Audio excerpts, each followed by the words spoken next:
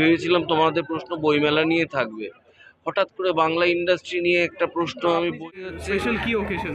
বেনু বন্দ্যোপাধ্যায়, যিনি মানে দীর্ঘদিনের একটা জীবনযাপন করেছেন এবং গোটা পৃথিবী চষে বেরিয়েছেন, ঘোরার আনন্দে ঘুরেছেন, শেখার জন্য ঘুরেছেন। ঘুরতে গিয়ে আমরা এমন কিছু শিখি যা হয়তো বই পড়ে শেখা যায় না।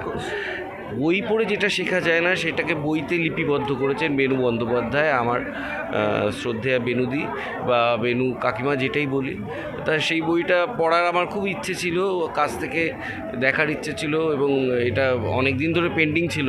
এটা আলটিমেটলি যে হয়েছে, সব বই পড়ি কিন্তু আমি থ্রিলার কম পড়ি। আমি আমি এখন নন ফিকশন, মানুষের জীবন, ঘোড়ার গল্প, এগুলো বেশি পড়ি।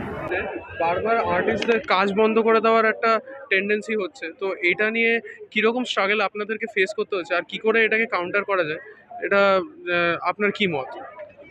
এটা তো পলিটিক্যাল প্রশ্ন। আমি ভেবেছিলাম তোমাদের প্রশ্ন বইমেলা নিয়ে থাকবে, হঠাৎ করে বাংলা ইন্ডাস্ট্রি নিয়ে একটা প্রশ্ন। আমি বইমেলা, আপনি যেহেতু খুব এক্সটেন্সিভলি ইনভলভড এগুলোর সঙ্গে, আর আপনার কথা শুনে বোঝা you are very socially committed, সেই জন্য। এইটার একমাত্র পথ হচ্ছে দাদাগিরি বন্ধ করা, এছাড়া আর কিছু বলতে পারবো না।